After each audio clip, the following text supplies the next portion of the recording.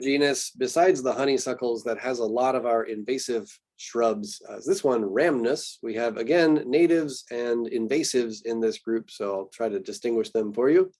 What are depicted here, these are our two big Rhamnus invasives. And the one on the right here, Rhamnus frangula, the alder-leaved buckthorn, or the glossy buckthorn. This sometimes gets put in a different genus. So sometimes the genus is Frangula. There's Frangula ulmus. That's how this is otherwise named. I'm going to keep them in the same genus just to, for convenience of grouping the common name together. But you can kind of see that the leaves are pretty different. So if you're just trying to use the leaves to identify your buckthorns, you'd probably want to independently learn your glossy buckthorn with a little more simple, traditional pinnate venation. Learn that different from the common buckthorn here, Rhamnus cathartica, which has that arcuate leaf venation. So we saw arcuate leaf venation in the dogwoods. And these leaves, their venation looks a lot like dogwoods. So if you're only going on that, you might be in trouble. But there's other features to use for this group, including this thorn. So the common buckthorn here does in fact have thorns at the termination of a year's growth.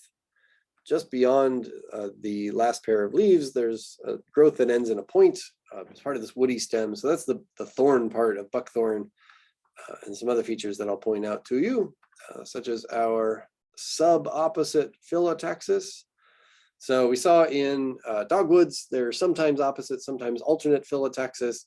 This is a case of sub-opposite, where they look pretty close to opposite, but they're just offset by a bit. So they're technically alternate, but oh so close to almost being opposite. So that feature, combined with the thorns, combined with the venation, combined with the serrate margin, a lot of features that help you to identify the common buckthorn.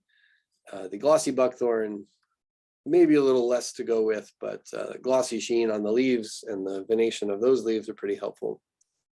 It turns out that the buckthorn over here, the glossy buckthorn, does not in fact have thorns. Flowers are often maybe unremarkable, they're rather small. Another case of inferior ovary. Some fusion here, you can see the sepals fused to stamens here in the kind of a cup around the flower. Common buckthorn, glossy buckthorn there.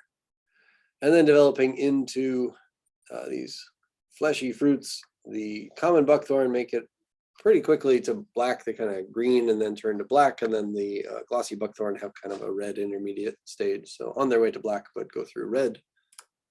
And then native, we have some other ones. You can see the similarity here. These ones, I don't know that I've ever run into them, but good ones to know if you're trying to distinguish your natives and non-natives. So Rhamnus ulnifolia, Rhamnus lanceolata, those are our native buckthorns.